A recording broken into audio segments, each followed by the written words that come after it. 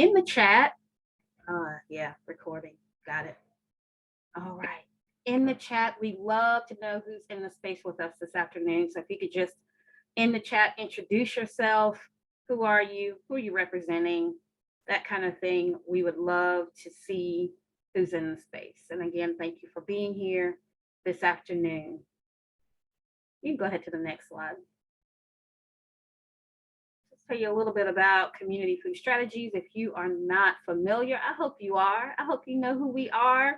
But if you're visiting for the first time and you hadn't heard of community food strategies, here we are on the screen. I'm not going to read out every name, but again, I'm LaShawna.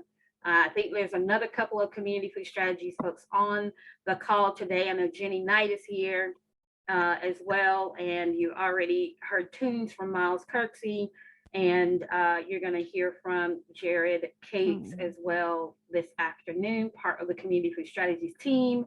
And you see all of our organizations there on the screen. We work with food councils all across North Carolina. Next slide. Our vision is to build a resilient and equitable food and farming system across all counties in North Carolina. And so we're not everywhere, but we sure want to be.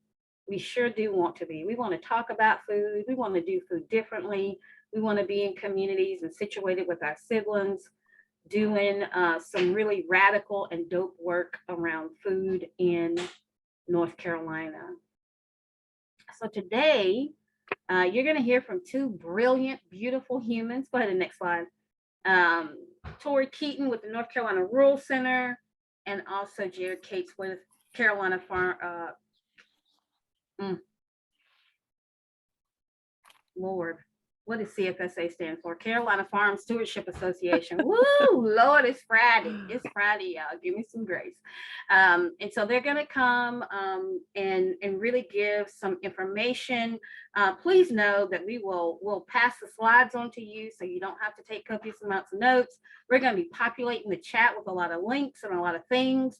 So please stay tuned and grab those links and grab that information from the chat box, and know that we will pass along the slides after our presentation today. I'm gonna pass it over to Torie and Jared. Thanks again for being here.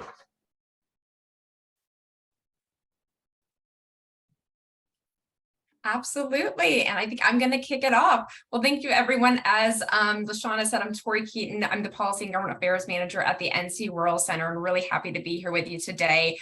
And so I wanted to start by giving you all a bit of an orientation of really what's been going on. So at this point, the legislature is not in session. The legislature is actually adjourned on July 1st after completing most of its business for the year. However, it's really important to note that the short session, it really isn't quite over yet, as the adjournment resolution that was filed and passed allows for the legislature to reconvene monthly throughout the end of the calendar year to work on just some remaining points of business. And we'll touch a bit more on what those are later. But I wanted to jump in and first go over some highlights of the past few months. So if we want to go to the next slide and begin with Medicaid expansion. This is a topic that's been extremely heavily reported on this session. And what it refers to is expanding Medicaid coverage eligibility for those with incomes up to 133% of the federal poverty line. This would close what's called the health insurance coverage gap in North Carolina. People who fall into the coverage gap are currently individuals who are making too much to qualify for Medicaid, but too little to qualify for a subsidy on the marketplace. So speaking for the NC Rural Center, we're specifically supportive of this move to close the coverage gap as a disproportionate share of the people who really are falling into the coverage gap live in rural areas in North Carolina. So this session, we were really pleased to see support to close the health insurance coverage gap grow significantly amongst leadership within both chambers. Jones Street, which is what we refer to as the General Assembly, it's on Jones Street here in Raleigh. It was really closely watched even in the very hours leading up to the adjournment to see if the House and Senate would come to an agreement on a measure to close the health insurance coverage gap. And that's because earlier in the session, both chambers had introduced their own proposals that included mechanisms to close the coverage gap in North Carolina. The Senate's version was the first to surface. What that bill did was directly close the coverage gap, but it also included some of other provisions that were really subject to some fierce contention. So it made the bill pretty controversial. Some of those provisions included certificate of need reform. And when we say certificate of need reform, or you might hear a CON reform, what that's referring to is it's the authorization that healthcare providers need, and they have to seek from the state and receive to expand services in different areas. Other provisions included in the Senate's version of the bill included some requirements for commercial health insurers to cover telehealth services in limited circumstances, as well as a measure that granted full practice authority to advanced practice nurse practitioners, otherwise known as the SAVE Act. What happened next was the House responded with a far more narrow bill that, while it didn't directly expand Medicaid, instead what it did was order the Department of Health and Human Services to create a plan to expand Medicaid, that the legislature would then come back in December and consider that plan. The plan also would have included changes to hospital financing, funding to address the opioid, substance abuse, and mental health crisis that we're experiencing in North Carolina. And it also would have included measures to address access to care issues in rural parts of the state. As of right now, the House and the Senate leadership, they haven't been able to come to an agreement. However, the adjournment resolution that we spoke about earlier, it's creating space for the legislature to reconvene periodically throughout the rest of the year. So the matter can still be readdressed before session closes officially. And recent reporting really is indicating that leadership wants to see this get done. So that really helps to shine some hope on this one. So we'll see what happens next. But if we want to head to the next slide, we can talk about some of the other health policy matters that the legislature was able to accomplish this session. The budget, which was signed into law by the governor on July 11th, it included multiple lines of funding that were related to rural health, one of which included a boost in recurring funding to the Rural Health Loan Assistance Repayment Program, specifically to recruit and retain primary care providers in rural areas of the state. In this program, it's really important. What it's doing is it's using loan repayment as an incentive to attract providers to come and live and practice in rural areas experiencing provider shortages in North Carolina. The budget also made some allocations to cover the copay for students who receive reduced price lunches at all grade levels for the 2022-2023 school years. And we're excited about this because what it does is it's making lunches more accessible to some of these students across the state to ensure that they're getting the nutrition they need to learn and play throughout the school day. Next up to discuss the budget also included $1.3 million in recurring funding for the operations of the 988 crisis helpline. This helpline, it was recently implemented nationwide as a 3-digit number, similar to 911, to replace the old 1-800 suicide prevention hotline. And so this was really helping to prepare for the operations of that crisis helpline in North Carolina.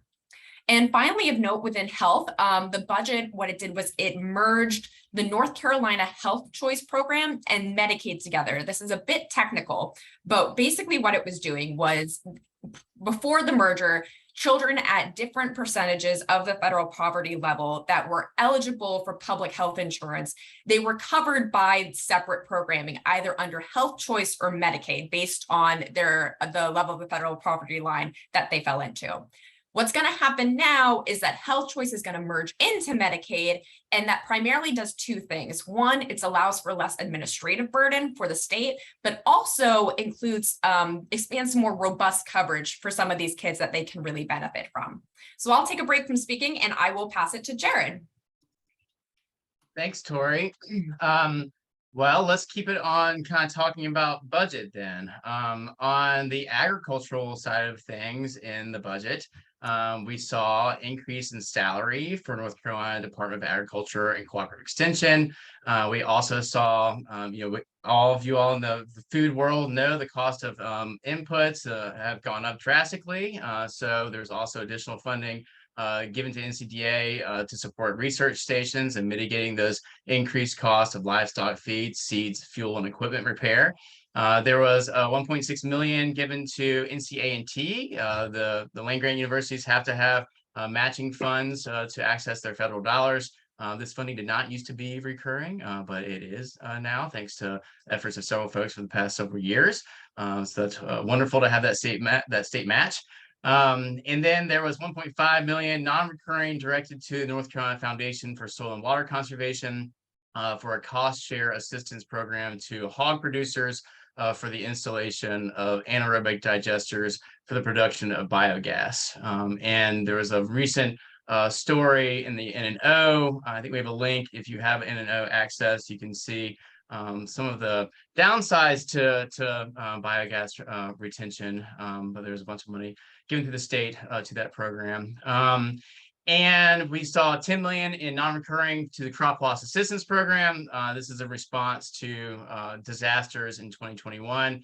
So it's increasing money and adding counties to that program to respond to Tropical Storm Fred and some freezes in 2021. So those were agricultural allocations in the budget. Let's go to the next slide. All right, that's me. So we're going to cover small business. So the North Carolina Rural Center, we advocate for small businesses through our North Carolina New Small Business Plan. What this is it's a set of policy recommendations that was put together in around 2020 by a group of advocates, researchers, and small business owners and supporters to really consider what are the most pressing issues affecting our small businesses that need to be addressed. And the legislature did address a few of the policy solutions that were included in that plan. Most notably included in the budget, it created $2.8 million in recurring funding to expand the capacity and the sustainability of the small business center network. So this network, these centers, they are housed at the 58 community colleges throughout the state. And what they do is provide technical and expert resources to small businesses to help establish and grow their businesses. And that includes people like farmers and suppliers of local food supplies. And some of the resources that they give these individuals, it includes business counseling and coaching, entrepreneurial assessment and training, business planning development, exploring sources for capital and loan preparation, market research, market assistance, all the work. So a lot of really, really critical resources for these businesses. And with small businesses really booming this year and the trend continuing upwards, the funding is really needed for the centers to continue to service significant increases demand and be able to keep up with the demand that they're facing. So we were really excited to see that recurring funding in the budget. So I'll hand it back to Jared.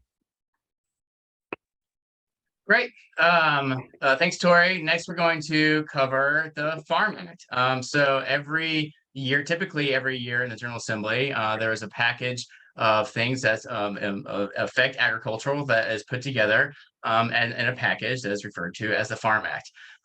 And this year, 2022, there was at the beginning of the session a strong effort to include a right to repair provision in the Farm Act. This has to do with farmers having access and being able to go to third-party vendors to do repairs on tractors and computer systems on farm equipment. There's proprietary rules around accessing and having third-party vendors do repairs on those systems. And this was a bill designed to give more ability to third-party repairs to do those for farmers. It was taken out of the bill, and they decided to do a study committee to hear from farmers and manufacturers and folks in the industry, so they have all the information so that maybe this coming session they can make a decision. There was also some provisions in the bill that were removed at the last minute around hemp that caused a lot of confusion. The definition in North Carolina around hemp was set to expire on June 30th, and the Farm Act was set up to help mitigate that. But there was some last minute objections in the House, and that provision was removed. But there was another bill passed, the Conform Hemp with Federal Law, which allows the North Carolina hemp industry to continue to operate in North Carolina as it has been for several years. That bill also affected medical marijuana in the General Assembly this year. There was a Compassionate Care Act that had moved out of the House that was going to set up a medical marijuana system with about 10 permits, I believe, for folks to open retail establishments and open medical establishments to provide a medical marijuana regime to North Carolina. But this Conform Hemp with Federal Law has kind of killed that in some ways because it is making medical marijuana comply with medical marijuana can be legalized in North Carolina as long as it's FDA approved. And there's only one marijuana product on the market that is FDA approved currently nationally. So that kind of effectively kills medical marijuana in North Carolina for the time being. So we may see some attempts to remedy that in the future, considering how much interest there was in it passing the House this past year. There was also clarification on a bona fide farm and farm building exemptions in the building code, clarifying the meaning of agricultural use and preserving and preserves conservation easements after property tax foreclosures. So some land use provisions that were clarified in there. So that was the Farm Act of 2022. All right, and moving on to broadband.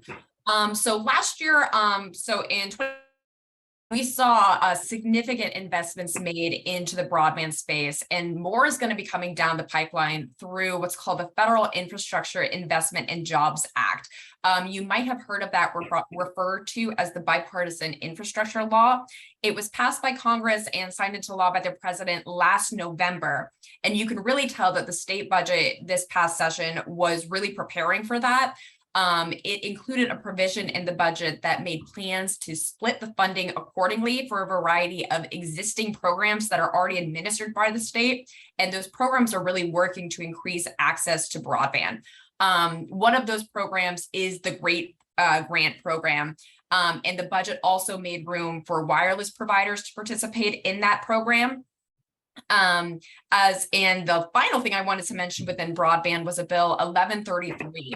1133, it was introduced but not passed, but it did something really interesting because it's looking at modernizing the definition of broadband by really considering what speeds are available in what's considered a served, underserved, or unserved area, what's classified as those.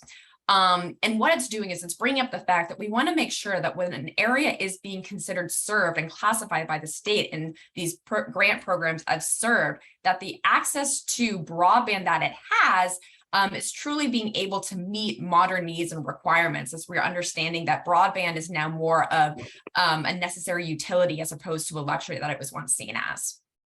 So I'll pass it back to Jared. Thanks, Torie. We're just plowing through this. We're gonna have plenty of time for questions, and we see some coming in. So appreciate you all. Put some questions in the chat, and we will get to them as we wrap up. The next bill we want to talk about is House Bill 141. And this was a bill that would have promoted local sawmills by allowing the use of ungraded lumber in certain circumstances. Current North Carolina law allows landowners to use unstamped lumber derived from their own property to build homes, barns, etc. But there are two barriers that prevent landowners and builders from using local lumber. First, this rule only applies to landowners who have timber, and neither the landowner nor a sawyer can sell that lumber to others to use at another location. And if a landowner decides to use his or her own lumber, they have to, there's a caveat in administrative codes that gives discretion to a local building inspector to approve the alternate materials. This meaning that they're kind of at the mercy of individual inspectors, and this kind of puts a damper on personal lumber use. In North Carolina, you can get around this with a licensed engineer or an architect can approve your lumber and then hand it over to a building inspector, but this is really expensive. You can also have a licensed grader do that as well. but licensed graders can be around $1,000 a day, which is way more than what a small farm bill can afford. So this bill was really designed with folks with timber and farmers in mind, and for folks wanting to try to access more affordable wood in this day and age of very expensive building costs. So this was passed in the House. It had a lot of support, but it was referred to Senate rules and then kind of died there. So we'll see if there's any interest in bringing this back up. There seems to be some interest to it. The folks behind this bill also had some really interesting ideas around, expanding the bill in some other states and creating opportunities for beginning farmers to access like free wood from other farms and creating cost share programs through folks participating in this program. So it could be the start to interesting woodwork in North Carolina. So, but we didn't see it happen this year. We'll see what happens moving forward.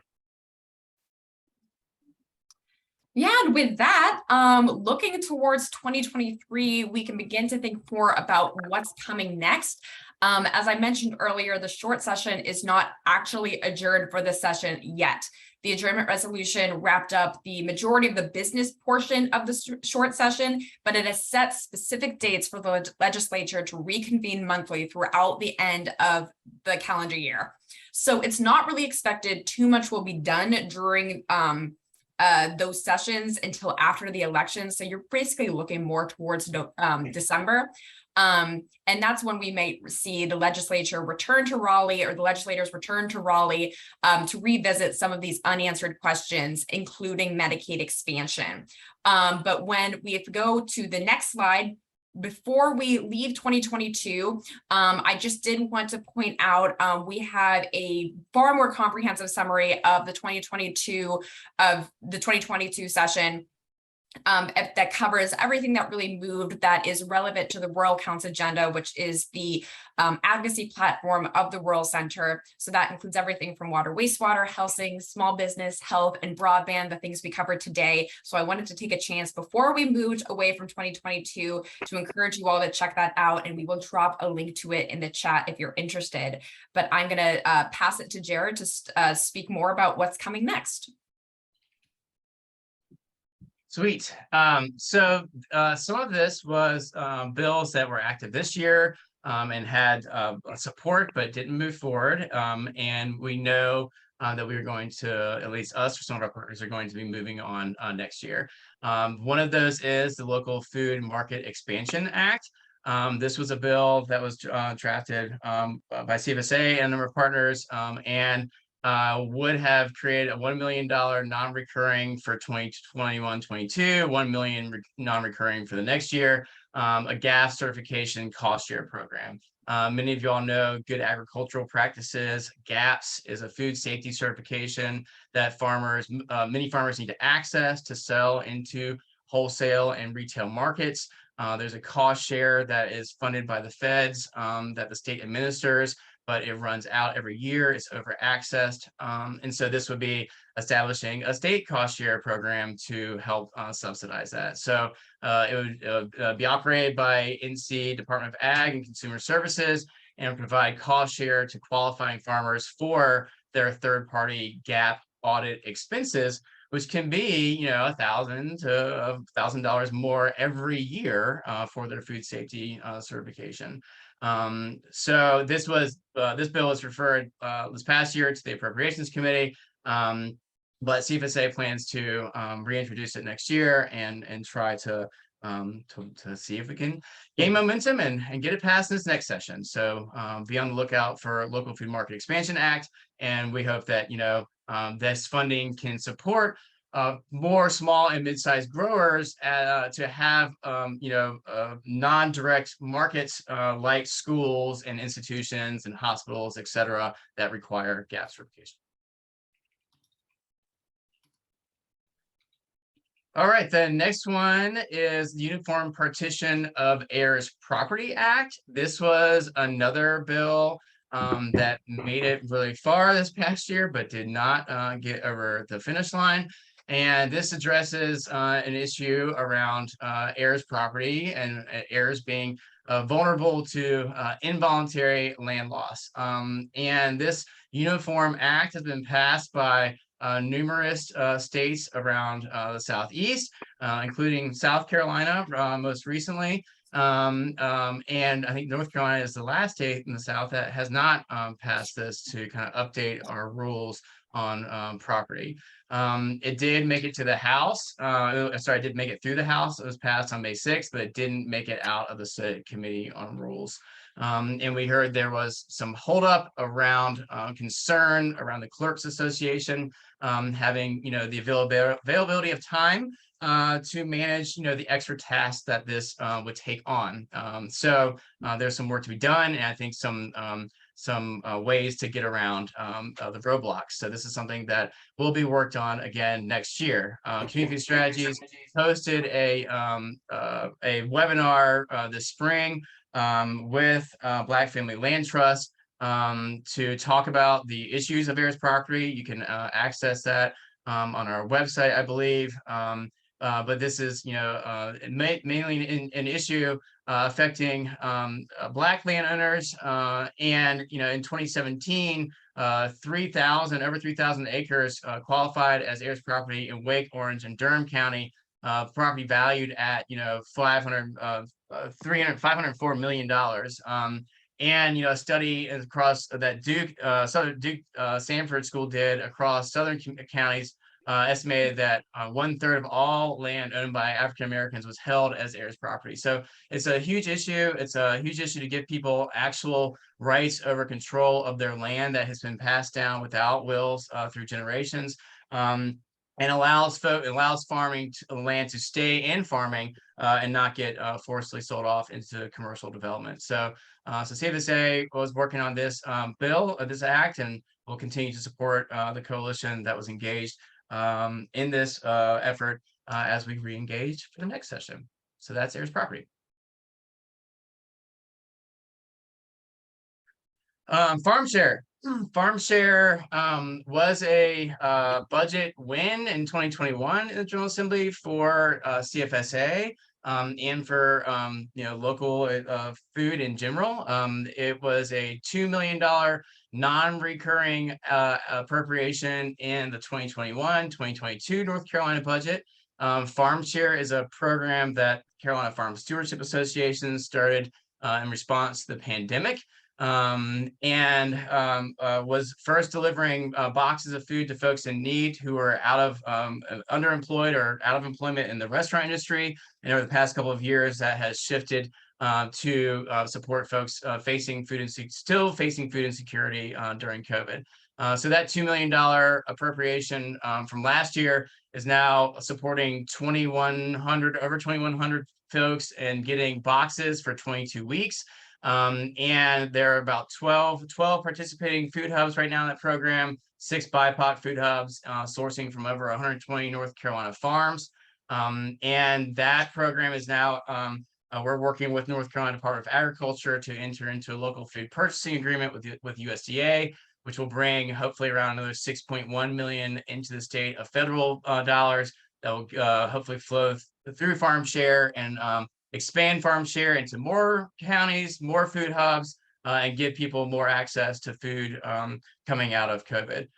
So we're exploring the long-term goals for farm share, as COVID winds down, but we know food insecurity still exists, and we are going to be seeking another non-recurring appropriation in 2023 to support the program and support folks in need across North Carolina. So we'll be advocating for a farm share appropriation.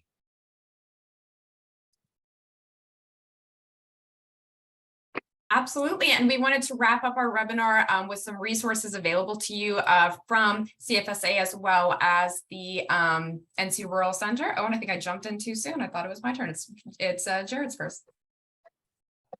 Yeah, I guess, yes. Sorry, Torie. I guess we got out of order. So this is, we wanted to, CFSA, every couple of years, we draft a questions for candidates. And this is designed to support folks in approaching their candidates for elected office during important election seasons. So we all know this is an important election coming up this fall, and there are questions in this document for folks running for local office, county commissioners, school board, city council, and then folks running for state, general assembly, and then folks running for federal office as well. So we encourage you to take a look at this, and just it helps you to gauge on current issues and information, and then it can help you to start dialogue either in public forums that you're going to, where there's candidates talking, and a chance to ask some questions, or opportunities for you to engage in your own advocacy, asking these questions as you're engaging with folks leading up to the election. So please check that out and use it over the coming months. All right, and now it's my turn. So I wanted to make sure you guys knew of different ways to stay in touch with the Rural Center. First, we encourage you to join our North Carolina Small Business Coalition to show your support for our state's entrepreneurs and small business owners. By signing up, you'll receive special newsletters with updates pertaining to small business in North Carolina, and be really involved with our North Carolina North Carolina New Small Business Plan, which we discussed earlier. You can also sign up for the Rural Counts Advocacy Network to receive our newsletters, action alerts, and exclusive webinars to keep up with our advocacy work happening at the Rural Center. And we also, of course, encourage you to subscribe to the Rural Center's general programming newsletter to learn about the trainings, engagement, and leadership opportunities and all things rural happening in North Carolina.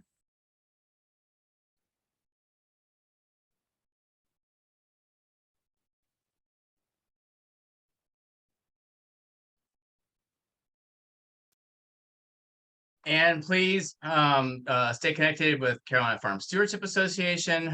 We are doing a member advocacy program that we've been running for the past couple of years. We're in our 4th cohort right now. It's about a 5-month commitment, but it's to look forward to this. You can check out our website and check back this winter when we'll be opening applications for our spring cohort. I see Beth Rain's on the call right now. She's participating right now. So it's a great way to meet other advocates and folks who are interested in food policy, and to want to hone your skills to engage in grass tops and grassroots advocacy with others and on your own.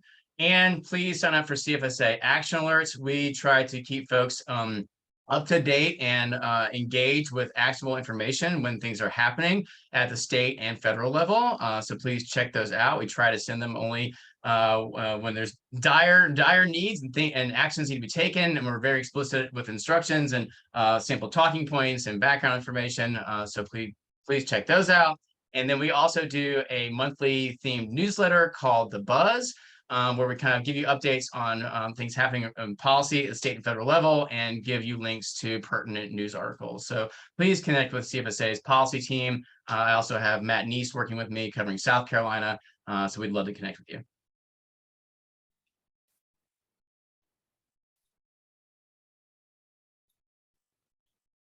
And then we want to share real quick an opportunity that some of you may have seen before we get to questions. There's an opportunity coming up for folks who are interested in advocacy, policy, and food systems.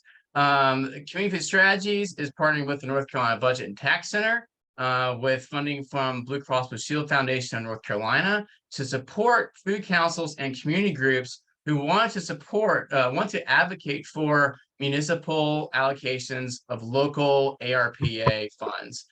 So American Rescue Plan Act, there's a bunch of money that our cities and counties have received that they have to spend by 2024. And those funds can be spent on food system related investments and activities.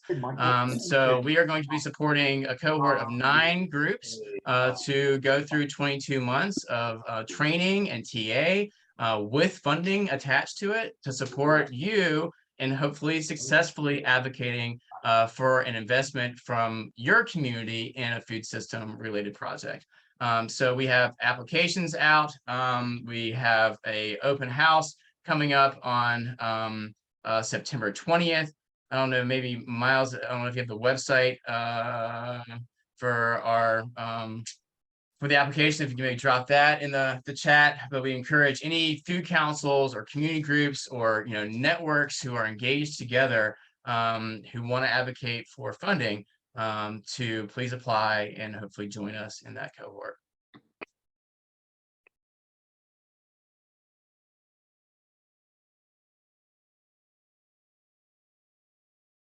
There's some more information about there. So yeah, so folks, I mean, it's just it's a great opportunity. The groups will get over $5,000 in the first year to support them in an advocacy campaign. Folks get stipends to support them in attending. So please share this opportunity with folks who may be interested in applying.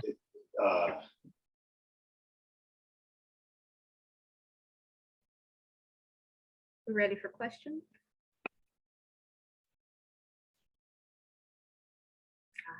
I think so.